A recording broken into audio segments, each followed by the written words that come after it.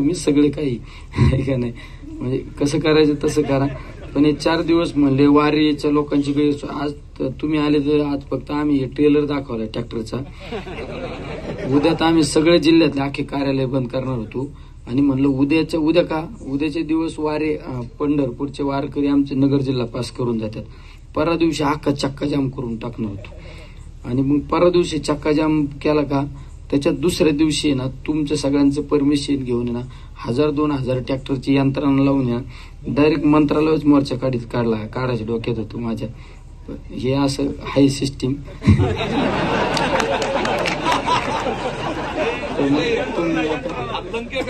नाही पॅटर्न नाही.